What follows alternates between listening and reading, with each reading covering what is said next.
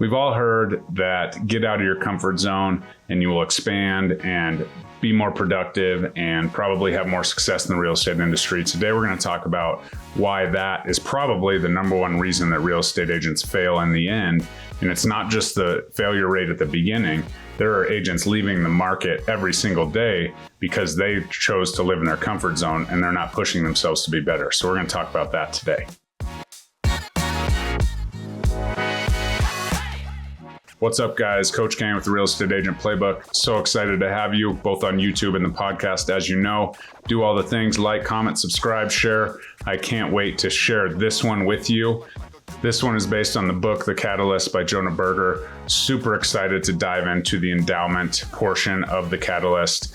This book is an absolute must read for anyone that's looking to scale their business and get organized and understand the entire journey of scaling a business. So let's start with the definition of endowment. And by definition, endowment means to provide something freely or naturally. And so it's something we get used to. And so we're in our comfort zone. That is the definition of being in your comfort zone, is just to come by things naturally. We see this all over across all industries where, the CEOs and the people get too comfortable and they're just not, they don't have that fire inside. They're not continuing to move forward. So the whole point of the book and the chapter is talking about easing endowment to move the mark. And that's something that we all have to fight. Obviously, we would all love to sit back and automate our business. You know my feeling about automation in your business. It's just not going to happen, especially in the real estate industry. You can automate certain parts of your business. You can, leverage other people's time and do all of that. But fully automated is actually, the ultimate endowment, in my opinion. And one of the biggest things I see, and especially lately, is agents that got comfortable with the market when it was really hot and we had things that were, you could throw spaghetti at the wall and something would stick, and houses were moving and, the prices were raising and the interest rates were low. And so there was a lot of opportunity there because the sellers wanted to get in, the buyers wanted to get in, and that's exactly what they could do. And so when you get comfortable with that market and you kind of set aside prospecting and set aside the creativity to build your business, that's exactly where people, eventually fall into the comfort zone. And if it's just coming easily and you're not having to make those calls, you're not having to follow up because the demand for the market is so unsatiable that people, are doing that for you and reaching out to you and doing all of that. And it's part of the problem. And, another real estate example is, when we get a buyer or two or three under contract, and then we shift all of our focus into, taking care of those transactions. And we don't focus at all on the prospecting and, we're just focused on these transactions. Well, that's great. Your payday's, a month away, 45 days away. And then after that payday, then you have to go out and you have to re-engage your prospecting and start doing all the things that you should have been doing back before. And now we're stuck in this process. So that's something that, is a real life, endowment example in the real estate industry. And we'll talk about another one in a second. But the point is, once you get comfortable and you let your guard down over here, I was just at a meeting with a lender today and he was talking about all the hats that real estate agents had to wear. And it's a pretty top producing lending team. And they were talking, 13, 14, 15 hats that real estate agents have to wear. And so if you set down one hat and you kind of forget about it, put it on autopilot, eventually that autopilot's going to wear out, or it's going to, need some attention. And if you don't give it that attention and you're just comfortable in the status quo, you're going to lose business. And eventually that's going to affect your business and possibly could lead to you leaving the industry. I have an entire video on reliance on the market and how to change that kind of mindset. And you can check that out right here if you're interested in seeing that one.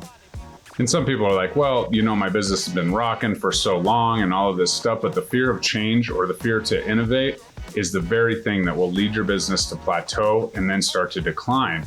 And then are you going to be able to put all that energy and put all that energy forth to get back in the game and put it back and get it back rolling if you're not willing to, change and innovate and educate along the way? The way you did it over here to get this business up to this level may not work over here 5, 10, 15 years later because everything changed so quickly these days. So that's just something to understand, is that comfortability level is very, very difficult. And I'm one of those people that's going to masterminds, going to classes, talking to other agents, building relationships with other agents, because I never know when what I'm doing has to change or if there's a little bit better way.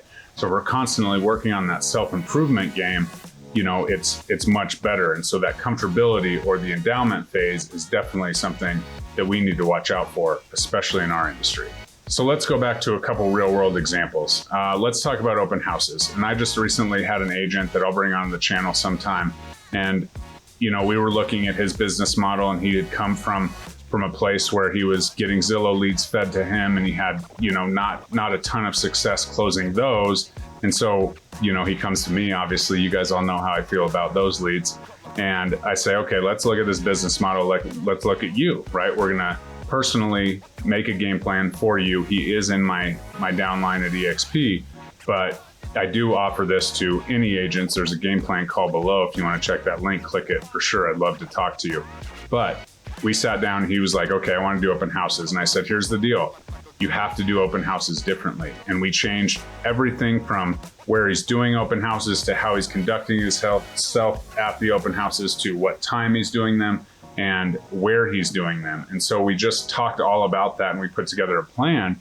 Well, now he's got 3, 4, 5, 6 buyers, in the process or under contract, or even has closed some since he was doing those 3, 4 months ago. And so that's something really to kind of look at and understand that your intentionality makes a huge difference. If you are interested in my free 12-week open house accelerator that he built his business from and now has a very strong pillar that's building his business as a newer agent, definitely check out that link below. It is there.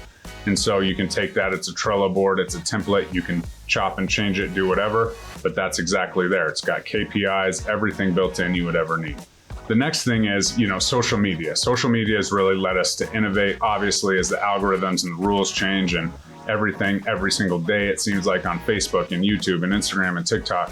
That has definitely given us, that piece. However, you do have a perfect example. My mentor, Mike Sherrard, who has the Social Agent Academy that is absolutely next level training for real estate agents and social media. You have that piece of the puzzle, and the thing that you don't see is that Mike updates that every single year. So his competitors aren't dedicated to doing that. Maybe they just have one, piece of the pie, whether it's YouTube or TikTok or, whatever, one program, and they're training on it, and they don't adapt it and they don't change it. Okay, so Mike, what he does is every single year, he adapts and changes the Social Agent Academy. If you're interested in that, there's a link to purchase that below. If you're in my group, you get it for absolutely free for partnering with Mike and I at the Wolfpack. But what he does, and what he did this last year, is pull big time influencers in those spaces in to help him innovate, because what had happened is some of the programs had gotten changed so much, and he, obviously is the YouTube master. And so he focused on the YouTube portion, and then he brought other industry professionals in through his partnerships, and then added his own, piece and added what he does to it.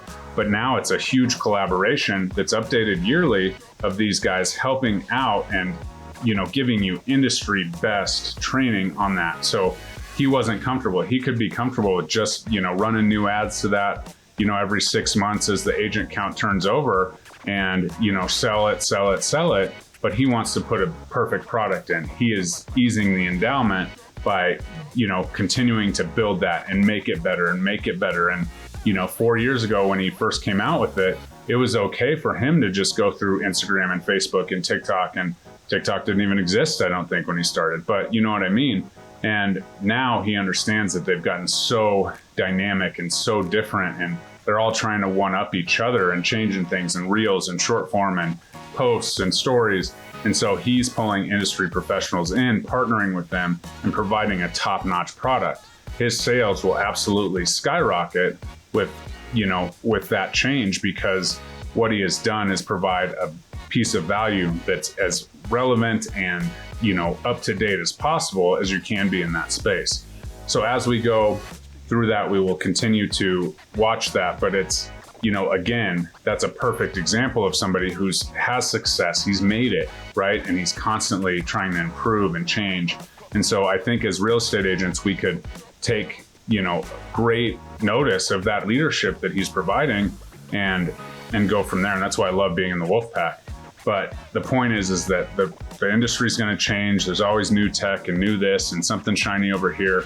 And we need to absolutely keep our focus on what works, but be able to step back, look at it, and actually analyze from a non-biased opinion what we're doing. Is it working? Can we tweak it a little bit to make it work better?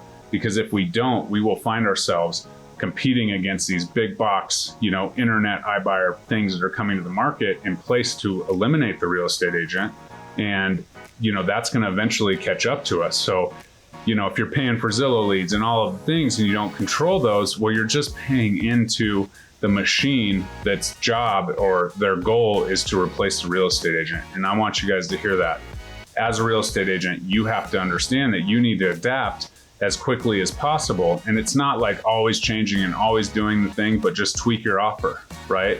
Great podcast, Emily Hirsch, Not for Lazy Marketers, always talks about that offer and tweaking it a little bit. If you have an offer, she's a wonderful person to follow and listen to her podcast, because she's always talking about making these little changes. And, how are you delivering the offer and how did the offer come through once you actually delivered the product they were looking for? Does that need change, or does it need the advertising change? And so as long as we're always looking, always adapting, always measuring, we will be great. So what gets measured gets managed is a quote by my buddy Mike Sherrard. I won't talk about him anymore, but that's absolutely something to consider and see if you are leaning towards that comfort zone. You're in that endowment phase, and how do we ease that? How do we ease that comfortability while building our lives as entrepreneurs and bettering our lives? That's the magic question. But it starts with stepping back, taking a non-biased look at your work and what you're doing, and making truthful, statements, and understand that that's just going to help us move forward if we can be truthful and non-biased in that point. We must always be willing to adapt and overcome, and that's the bottom line. The honest truth is there is zero way to automate your entire business as a real estate agent and have the ability to have no ceiling on your income and no floor. And so we want to make sure that we are doing everything we can to put ourselves in the best place. And the nice part is not a lot of bosses, not a lot of ownership. We have a license, we have a managing broker. We got to follow those simple rules that are pretty straightforward, and we can be our own bosses and continuing to build our business. And that's one great thing about, this industry. So once you get that momentum, keep it, because the minute you lose that momentum, could be months or days away from losing your business. And that's not what I want anyone to do. My goal here is to help agents win every single day at the game of real estate. So get out there and do that. If you're interested in this video right here, check it out. It's asking you the question, are you a business owner or just self-employed? Something that I kind of talk about, probably a good one if you're listening at this time of this video. So check that out. Thanks for tuning in. Like, comment, subscribe. Bye-bye.